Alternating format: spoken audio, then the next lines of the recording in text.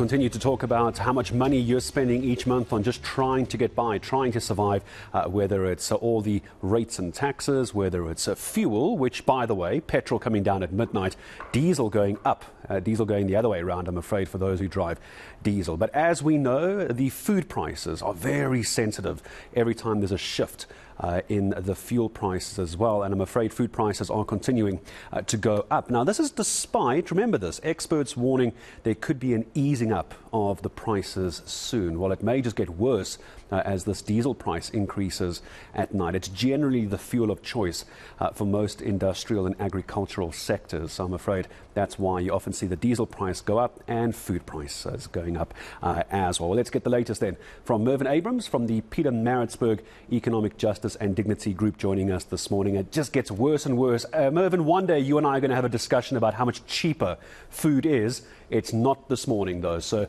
give me the numbers. How bad is it? Good morning.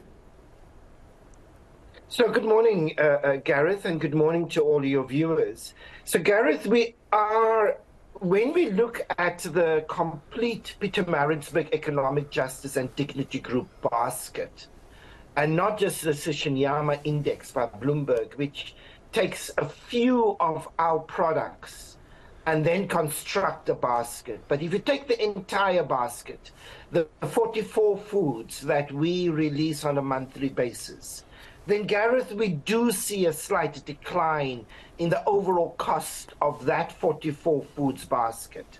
But it's a tiny decline. It is a decline of 15 Rand and 41 cents, the first decline since October of last year. And so we've seen a little bit of a decline in things like maize meal, in some meats, in milk, eggs, and in some vegetables like tomatoes and spinach and so on. But Gareth, when we look at the core foods of that basket, so about 20 of those 44 foods are the foods that women say they must buy every month. So those are the food that is prioritized and bought first. And when you just take those foods, then we see that those foods are still increasing. And that has increased by something like 35 Rand over the past month. So food prices are remaining stubbornly high. For the first time, we're seeing a slight decline of 15 Rand, even though the core foods are remaining high. But we don't know whether this will keep because of factors like load shedding, etc. Yeah, one of those factors which is going to kick in at midnight tonight, Mervyn, as I mentioned before we started talking, is the diesel price. That's going up. So fuel price announcement coming out, petrol coming down, that's great. Diesel going up, and I'm sure many of our viewers can see the video wall behind me. Things like your tractors, your trucks, the value chain, the transport backbone of the agricultural sector relies primarily, I'm up for discussion on this, primarily on diesel. So when this starts going up, that's going to have an immediate knock-on effect, isn't it? So that is exactly the issue, Gareth. I mean, when we look at food prices globally, so outside South Africa, then we have seen that global commodity prices have come down. We do also see that kind of fuel prices in other parts of the world has also come down. You make a good case about the difference between diesel and petrol, because diesel is really what is being used by and large in the agricultural sector and the logistics sector. But prices have come down, and the unique feature of the South African situation has been the interconnectedness between energy and food production. And it is in the energy sector that is really keeping our prices high. And that is things like diesel, like load shedding, electricity, what it costs retailers to keep their fridges going during load shedding, what it takes the farmers in order to keep irrigating their fields during load shedding, etc. So unless we sort out load shedding, we are not really going to get a grip on declining food prices. I want to just go back to something you mentioned earlier, Mervyn, as well. I think you make such a good comparison. It's not just diesel, but also the cost of production as well, like, for example, the blackouts, the load shedding, irrigation systems go offline, the shops, they need to have storage units, the farmers need to have freezer units and storage units to keep the produce, stop it from spoiling before it can be transported as well. But in the index itself, obviously we talk to you all the time, but I saw in one of the articles something called the Shisanyama index as well. You touched on it very briefly. My understanding of that, and you touched on it, is it's a narrowed down version of the index. It's a backyard braai index. Can you just help me understand what that is? Yes, so Gareth, exactly what you're saying. The Shisanyama index looks at almost what does it cost to braai. You know, it's such a South African thing. so what does it cost to have a braai in your backyard or at the beach, etc.? So it's a narrowed down version of our basket, correct?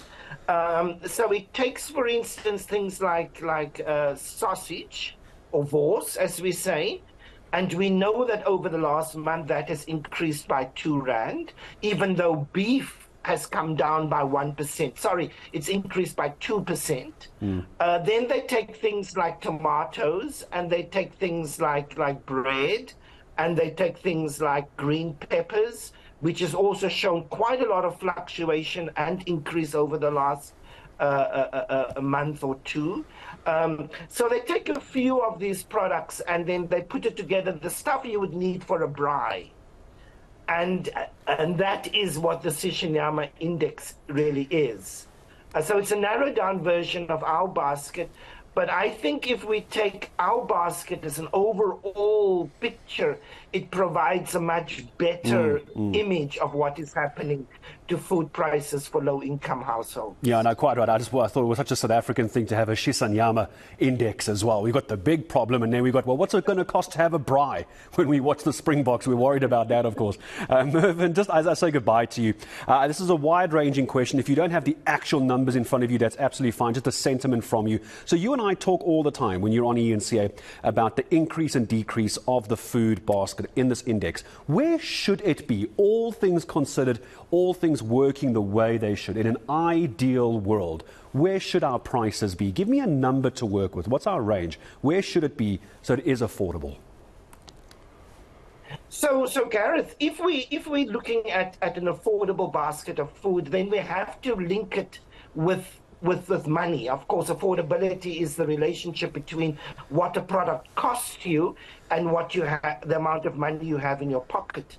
And if we look, therefore, at the national minimum wage, it is 4,500, and our basket is standing at 5,056, then we can see it is out of sync with affordability.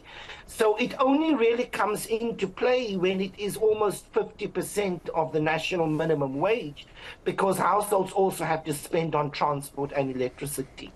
So we need to get this basket down to around 3,000 Rand off its current 5,000 Rand highs. Yep, there we go. That's a lovely way of ending the discussion. Mervyn Abrahams, thank you as always, making sense for us as to why we keep looking at these numbers the way that we do. If you're earning minimum wage and that's all you have, it's not even enough money. Listen to this. It's not even enough money to pay for the basics of food to keep you alive. Never mind transport costs, never mind paying for your electricity, never mind education, health, etc., etc.